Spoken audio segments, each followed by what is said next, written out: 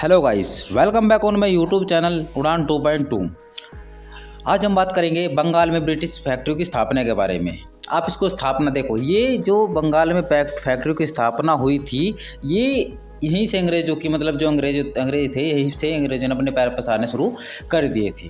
ठीक है ना। और यहीं से होता है, मतलब यहीं से स्टार्ट हो गया था अंग्रेज़ी साम्राज्य हमारे भारत में। मतलब भारत में जो मतलब अंग्रेज़ों ने मतलब जो अपना मतलब तानाशाही मान लो अपना मतलब स्टार्टिंग की थी, वो बंगाल से ही मानी जाती है, बंगाल से ही मानी जाती है। क्योंकि बंगाल में इन्होंने इतनी फैक्ट्रियाँ और इतने कारखाने लगा दिए थे कि मतलब जिससे कि पूरे भारत पर यह शासन कर सके। तो बात है 1651 की, 1651 की। उस समय बंगाल के सूबेदार कौन थे? शाह शुजा। ठीक है ना। शाह शुजा ने क्या करा कि 3000 रुपये की वार्षिक दर पर, 3000 की वार्षिक दर पर, ठीक है, वार्षिक दर पर क्या करा कि बंगाल का मतलब जो बंगाल का जितना भी एरिया था, उसे सारे को 3000 रुपये कर पे किसे दे दिया किराए पर? अंग्रेज़ों को दे दिया। और बोल दिया कि भाई मेरी तरफ से आप कुछ भी करो, यहाँ पर कुछ ही बेचो, कुछ खरीदो, ठीक है, मुझे 3000 रुपये वार्षिक चाहिए, बात खत्म। ठीक है, यहाँ तक हो गया मैटर का। ठीक है। तो उसके बाद फिर क्या हुआ कि 1651 में ही मतलब अप्रोक्सीमेटली 3 महीने बाद, ठीक है ना, ब्रिजमैन के नेतृत्व से, मतलब ब्रिजमैन नाम का एक व्यक्ति था, ठीक है, उसने क्या करा, बंगाल का एक हुगली शहर है, क्या एक हुगली शहर है, अब शहर है, पहले स्थान था, ठीक है ना, पहले एक स्थान था, ठीक है ना, वहाँ पर अंग्रेजों ने प्रथम कारखाने की स्थापना की। देखो, ये बंगाल की बात चले, क्या कि बंगाल की बात है, तो बंगाल में सर्वप्रथम कारखाना कहाँ बनाया गया? हुगली में। कौन से सन में बनाया गया? 1651 ईस्वी में, 1651 ईस्वी में। इसका मतलब गाइड कौन था करने वाला? ब्रिजमैन नाम का एक व्यक्ति था, ठीक है ना। अब उसके बाद इन्होंने क्या करा, कारखाना हुगली के बाद इन्होंने कासिम बाज़ार, कहाँ पर? कासिम बाज़ार में कारखाना बनाया, पटना में कारखाना बनाया, और राजमहल में कारखाना बनाया, मतलब कारखाना खोला।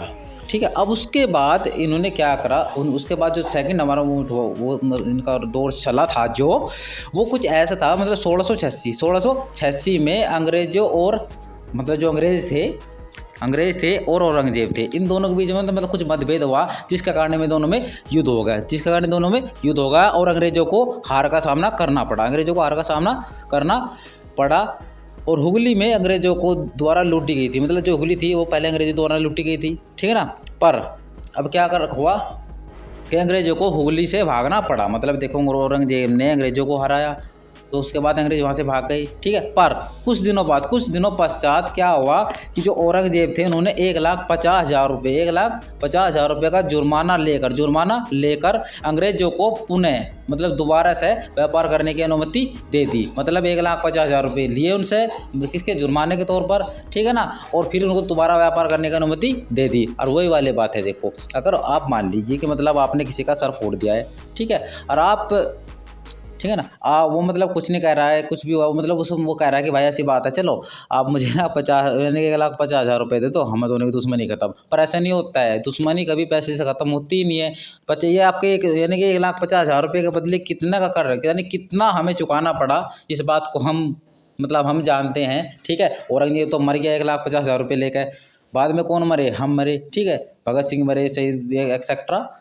ओके। अब इसके बाद हुआ क्या कि 1698 में बंगाल के नए सूबेदार बने गए थे, जिनका नाम था अजीम उस शान, ठीक है ना, ठीक है। इन्होंने क्या करा कि एक मतलब स्थान था, सुल्तानती कोलकाता गोविंदपुर को क्या करा, उन्होंने अंग्रेजों को सौंप दिया। किस पर? जमींदारे पे, ठीक है। पहले इसका जिम्मेदार कौन करता था? इब्राहिम खान करता था। पर इब्राहिम खान से लेकर किसको दे दिया? अंग्रेजों को दे दिया, क्योंकि अंग्रेज टैक्स ज़्यादा देते थे। इसीलिए इन्होंने क्या करा कि जो मतलब जमींदार होता, मतलब कोई भी मतलब एक आप ये मतलब मैं बताता हूँ आपको, आप ये यहाँ पर यूनिक क्षेत्र मान लीजिए, ये यूनिक क्षेत्र, ठीक है ना।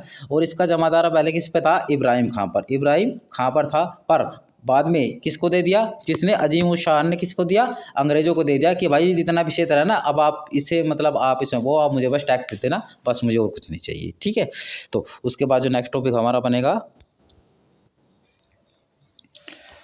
उसके बाद देखो, उसी के बाद मतलब कुछ मतलब 1-1.5 महीने बाद क्या हुआ कि 1698 में ही, ठीक है, एक व्यक्ति था जिसका नाम था जाओ चारनोक। क्या था? जाओ चारनोक, ठीक है। इसने क्या करा कि सोतानती कोलकाता और गोविंदपुर, मतलब ये 3 शहर थे, मतलब 3 स्थान है, 3 शहर थे, ठीक है ना। इनको मिलाकर एक नए नगर कलकत्ता की नींव रखी, कलकत्ता की नींव रखी, ठीक है। इसी कारण, यही कारण था कि जाओ चारनाग को कलकत्ता का संस्थापक कहा जाता है, ठीक है। तो कलकत्ता का संस्थापक कौन रहा? जाओ चारनाग। कौन कौन से नगर, मतलब कौन कौन से स्थानों को मिलाकर बनाया गया था कलकत्ता को? सुल्तानती, कोलकाता और गोविंदपुरा, ये 3 स्थान थे। इन तीनों स्थानों को मिलाकर एक नया नगर बसाया गया जिसका नाम रखा गया कलकत्ता, ठीक है ना। कलकत्ता की नींव रखी थी, किसने नींव रखी थी? जाओ चारनाग ने, ठीक है ना। अब 1700 मतलब 1700 ईस्वी में कलकत्ता में विलियम फोर्ट की स्थापना की गई, ठीक है ना। 1700 में किसकी? विलियम फोर्ट की स्थापना की गई, ठीक है।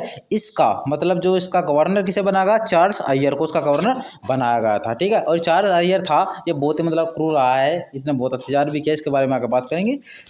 अब देखो उसके बाद क्या हुआ 1700 में, मैंने कि अप्रोक्सीमेटली 2-3 महीने बाद, ठीक है ना, ठीक है। कलकत्ता को क्या करो ना प्रेसिडेंसी नगर घोषित कर दिया, क्या देखो मतलब अब कलकत्ता पर इनका अधिकार हो गया था, ठीक है। देखो धीरे धीरे पाँव पसार रहे थे, पर जो हमारे भारत के मतलब जितने भी राजा थे, महाराजा थे, इन्हें कोई मतलब नहीं था, ठीक है, क्योंकि इन पे शासन करना नहीं आता था। ये आपस में तो लड़ते रहते थे, पर अंग्रेजों से मतलब इन्हें अंग्रेज लड़ते थे, पर इन्हें डर बहुत लगता था, ये बात पक्की है। अगर डरते ना तो बहुत कुछ होता है, ऐसा कुछ हो ही नहीं पाया था जैसा कि हमारे साथ हुआ है, ठीक है। अब देखो उसके बाद एक फरमान जारी हुआ था जो एग्जाम की दृष्टि से बहुत ही इम्पोर्टेंट है। तो देखते हैं मतलब कौन से 3 फरमान थे।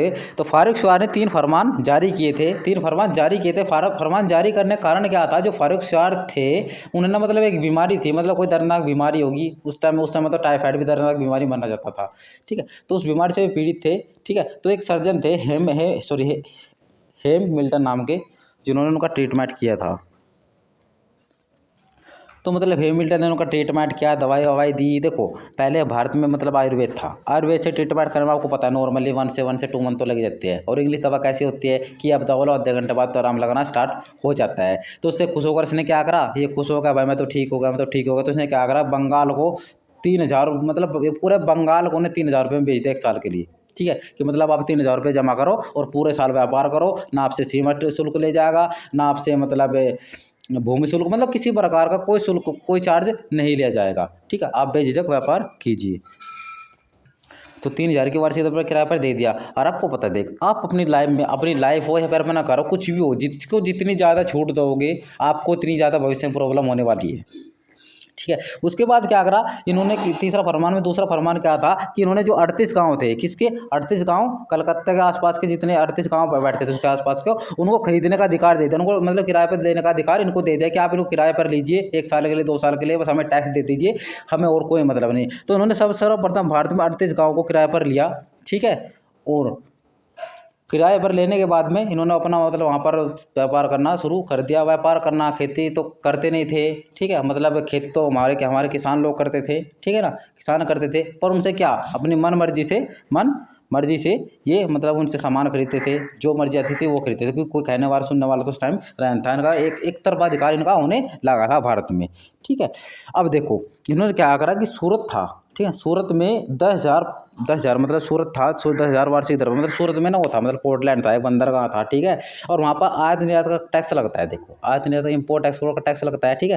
पर तीसरा फरमान था उसमें कह दिया गया था बिल्कुल साफ साफ कि मतलब आप कुछ भी आयात करिए, कुछ भी निर्यात करिए, ठीक है, कुछ भी आयात करिए, कुछ भी निर्यात करिए, आपको सिर्फ 10,000 रुपये वार्षिक देना है। आप कुछ ले जाए, मतलब कुछ भी ले जा सकते हैं इंडिया से, ठीक है, कुछ भी, ठीक है। तो उसमें कुछ भी मतलब कुछ भी मतलब मसाला सोना वोना कुछ भी हो सकता है, कोई चेकिंग नहीं होगी, कुछ नहीं होगा। तो देखो यहीं से शुरुआत होती है भारत की बर्बादी मान सकते हैं, क्योंकि सब कुछ ले गए थे, कुछ नहीं छोटा था हमारे पास में, ठीक है। और देने वाले कौन थे, वे वही वाले बातें थे।